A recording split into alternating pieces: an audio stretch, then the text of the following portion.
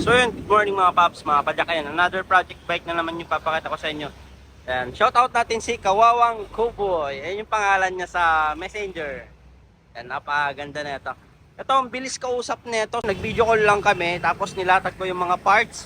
Kasi nakapagbigay na siya ng kanyang budget para sa kanyang project bike. Ayun, ang bilis, deal agad. Ang bilis niya rin nag-down ng 2,000. Sa mga malalayong lugar na gusto magpa-build ng bike dito, down lang kayo muna ng 2,000 bago natin i-build yung project bike nyo. Siyempre, nakapaglatag muna kami ng mga parts para may assurance kayo na kung ano yung mga binigay namin na specs sa computation is ayun yung may ilalagay natin sa project bike nyo. Katulad nito, pogi na ito. Yan, isa-isayin natin yung mga parts na nakakabit dito sa kanyang project bike.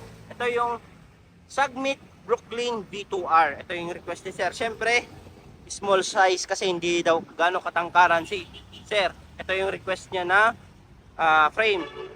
Ang kagandahan sa frame na to, naka-smooth weld na tong head tube niya, seat tube, at dito yung napaka-unique sa kanya. Ayan. Dito sa cable routing niya, dito sa may bandang head tube. Ayan, naka-seal bearing headset. Siyempre yun yung lagi natin lagay sa mga project bike natin. Naka short stem, ayun din yung request ni Sir, naka-upright position or relax position para hindi raw masakit sa likod. Pops Pro 2 mid-rise handlebar. Ayun, bagay na bagay yung kulay natin na Pops Pro sa bike ni Sir. Ayan. Pops Pro 2 din yung seat post niya. Naka-lifetime warranty yung cockpit natin. Giant handle grip, black and red, Shimano MT200 brake set, Jore shifter, M6100, naka 1x12 yung setup natin. Jore chain, Jore RD, Jore crankset, ayan no, upgraded. Ito naman nakala nyo Jore, hindi to Jore, ano to, Sagmit, naka lookalike ni Jore 1151. Ayan, ito naman pedal natin, ginagamitan natin syempre ng mga seal bearing pedal na maganda. Ayan, ito tayo sa fork nya. Tangke, ito yung kamukha ng pag malayuan, akala mo mamahaling fork, pag nilapitan mo tangke. Nakakatuwa dito, 32 step cast. Ayan. Tapos, ayan o, tangke technology fork.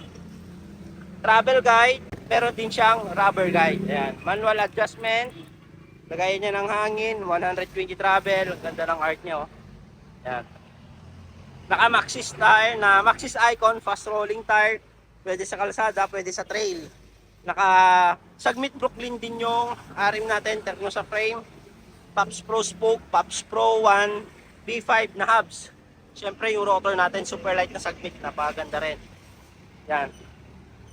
Ang ganda ng combination natin kasi tatlo, white, black, red. Pogi. Naka bellow saddle, sarap nito puan. Speed na seat clamp. At siyempre, di mawawala yung sound check natin sa ating project bike na napaka-pogi. Yan. Kaya kung gusto nyo rin magpa-build, visit lang kayo dito sa shop namin or message nyo lang kami sa mga online shop namin. Siyempre, sound check tayo sa Pops Pro 1 version 5.